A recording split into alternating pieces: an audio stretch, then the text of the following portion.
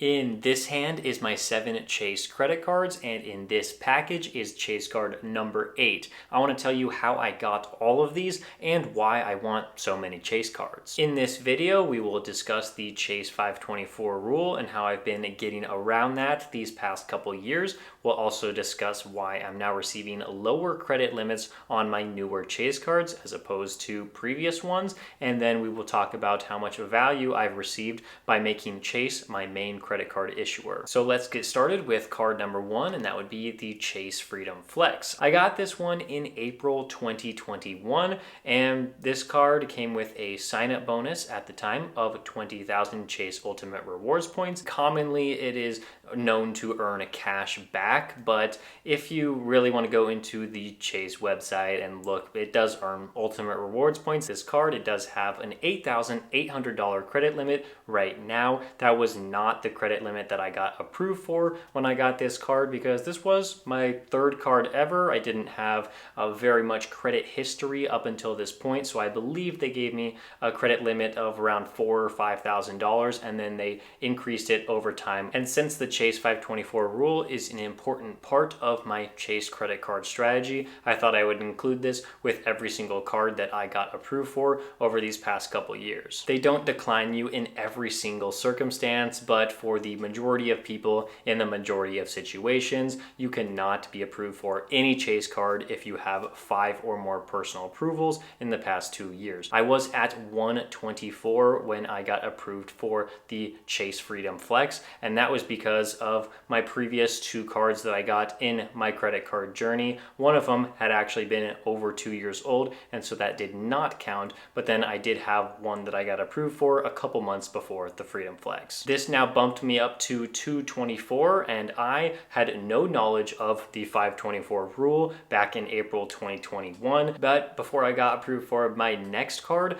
I was able to find out about this. The Inc. Business Unlimited card that I'm holding in my hand was an approval in December 2022, so there was actually almost 2 full years in between Chase credit card approvals. In between the Freedom Flex and the Business Unlimited, I was approved for 2 cards in that span, and one of the cards actually fell off the Chase 524 status. Not one of the 2 that I got approved for, but one that I got approved for before the Freedom Flex. This no annual fee business card also earns Ultimate Rewards points, just like the Freedom Flex, and this one had an all-time high sign-up bonus at the time of 90,000 Chase points. If you go to the Chase website, you will see that this card earns cash back, but again, just like the Freedom Flex, this card actually earns those Ultimate Rewards points. Before getting approved for this card, I did establish an LLC, and I did establish a banking relationship with Chase by opening up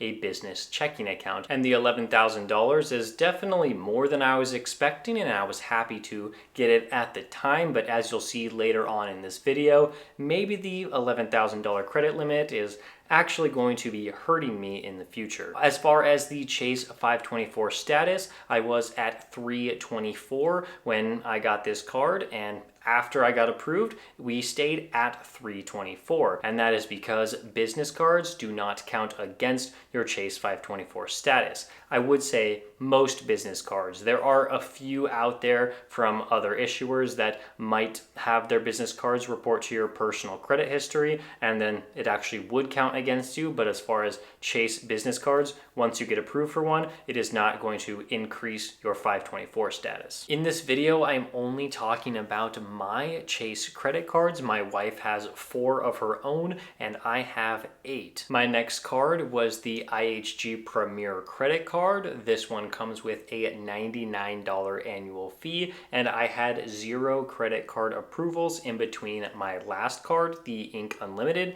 and this one, the Chase IHG Premiere card. This one was in March 2023. I wanted to get this card because it was my first hotel card ever, so this earns IHG hotel points, and we got 175,000 IHG points for getting approved for this one. And my wife and I were extremely happy to get this one because we're traveling all the time around the world and trying to see as many places as possible. And this one, it came in handy because we have used our IHG points for some stays, and it has been a great experience, and I'm so glad we have this card. I was approved for a very massive credit limit. I was totally not expecting this at all, but it was $16,700. I still think to this day that that was hugely generous of Chase to give me, and I am wishing that it was less, and again, we'll get into that later. And so I went from $324 to $424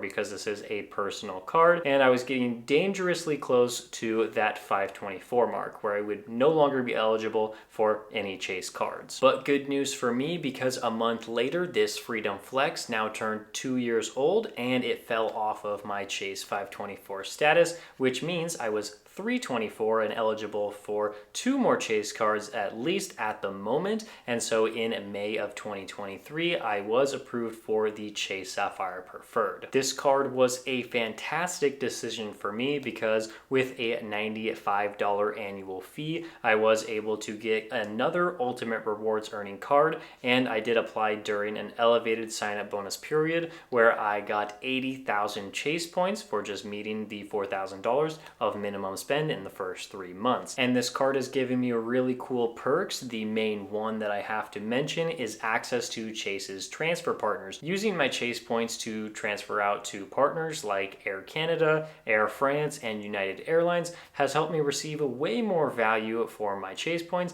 than if I were just to cash them out into my bank account. Once again, I got a pretty sizable credit limit here of $15,700. That was pretty nice at the time, and I was excited about it. And once again, I am sad about that now. So we went from $324 from Chase because that Freedom Flex fell off, and I went from $424 to $324, and this put me right back at $424, dangerously close to not being able to get any more Chase credit cards. Because of my $424 status and all of the Chase credit cards that I really wanted to get in the future, I thought the best strategy for me was to get some more business cards. And that is exactly what I did by picking up the IHG Business Premiere card.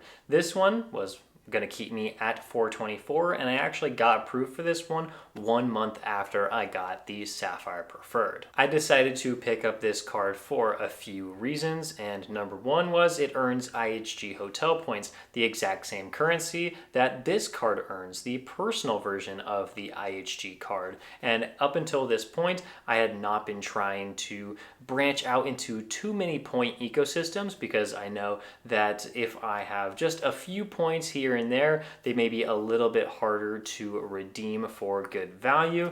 And so that's why I've been sticking with Chase Ultimate Rewards points, and now I was about to earn a ton of IHG points. And as you can see with the credit limit, I only got $5,000, which is okay, but that is the absolute minimum credit limit that Chase will approve you for if you got approved for this card. And that was a little bit confusing for me to see $5,000 after seeing all these huge credit limits in the past, but this started a trend of only getting approved for the absolute minimum credit limit for my Chase cards. And good news for me, by getting approved for this card, I did not go up to $524, I just stayed at $424 because this is a business card, and that meant I could get a personal card if I wanted to, but I did not want to at the time because I found the Chase Ink Preferred, and this is one I picked up 2 months after that IHG card, and this one fit what I needed because it did earn Ultimate Rewards points, which is perfect because I already had a ton of those points, and it came with a sign-up bonus of 100,000 Chase points. This card is pretty cool because just like the Sapphire Preferred, the Ink Preferred is going to give you access to Chase's transfer partners. Once again, I got a $5,000 credit limit, and that made me think, okay, something is up here. Why am I now only receiving very small credit limits for my newly opened Chase cards? Typically, people have said that Chase will take your total gross income, they'll divide that in half, and they'll want to give you that amount of money as a credit limit. So without telling you the income that I put on Chase credit card applications, you can see that Chase is telling me, okay, you're getting very close to that total credit limit, or I have even exceeded that amount. And Chase is like, okay, well, you're always paying back your cards and you're using your cards, so we'll extend you this new one. But even though I knew about this soft rule that Chase has, I wanted to continue to push my luck further because I was only at 424 and still eligible to apply for more Chase credit cards. So just a couple months later, I applied for the Chase Inc. Cash and I was approved in November 2023 for my 7th Chase credit card. I really wanted this card because it does have $0 as its annual fee, and so it will never hurt me to keep this card open for a long period of time, and it earns ultimate rewards points, and it had an elevated sign-up bonus when I got approved for the card. So I was able to add 90,000 more Chase points to my total stash that I already had. Once again, I was approved for the absolute minimum credit limit that Chase is willing to extend for the Inc. Cash. If you go into the pricing and terms for each card on the Chase website, typically they'll tell you what the absolute minimum credit limit that Chase will give you. This card helped me stay at 324 because it is a business card. And yes, I was at 424 after my latest Chase credit card approval, but this was the case because one card that I had 2 years ago now fell off of that 524 status. So I went from 424 to 324 because I was at 324. That gave me a little bit of flexibility to get approved for a personal card if I really wanted it, but I decided to go with another Chase business card, and that is what I have in this package. So let's open it up and show you what card I got. This envelope is extremely thick, so let's just start opening it up.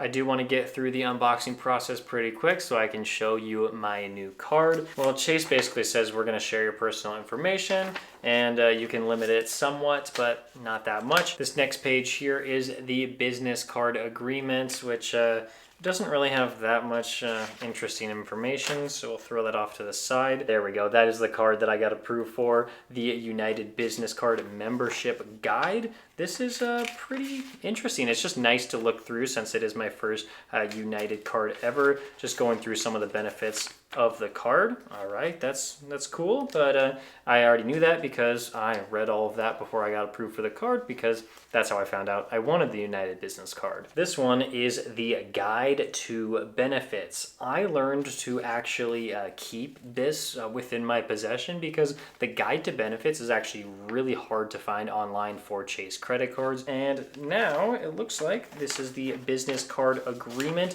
It talks about the interest rate, and it talks about the annual membership fee and the foreign transaction fee. For me, this has an interest rate of 22%, so we're always going to pay off our card in full and on time every single month.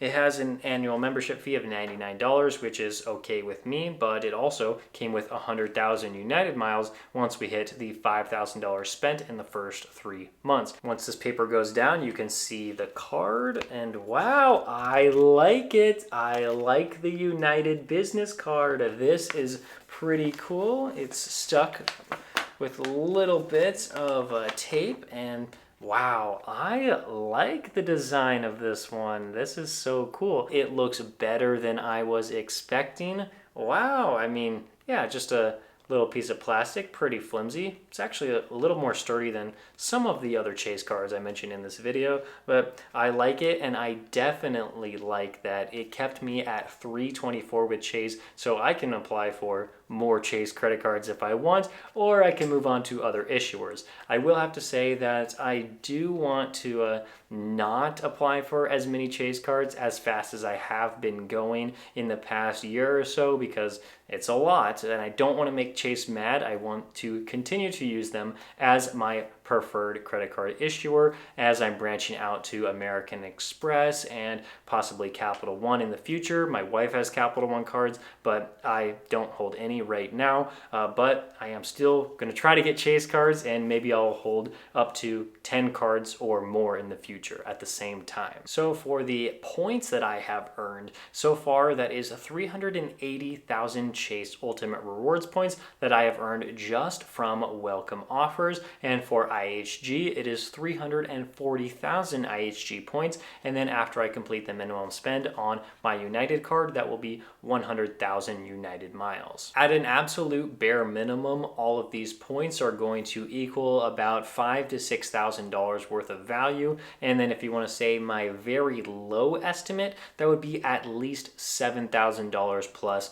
of value. And it wouldn't be too difficult to get over $10,000 worth of value from all of these points. So as you can see, I am a huge fan of the Chase ecosystem. And if you take Chase 524 very seriously, you can get approved for all of these cards like I was able to. Only if you want that many Chase cards. You definitely don't have to get 8 or more Chase cards, only if you actually find value in all of these cards. If you've gotten value out of this video, I would highly appreciate if you checked out the links down in my description. That is where my referral link is going to be for any of these cards or any of my other cards that me and my wife have. That will help support the channel in a huge way if you decide to use those links to sign up for a new card. And if you are just getting into business cards, I took this card, the Ink Unlimited and the Ink Cash, and I compared them side by side so you could see which card you should get first so that you can help keep your Chase 524 status low and get huge bonuses. That'll be a video right there for you. Thank you so much for watching. I'll see you in the next one.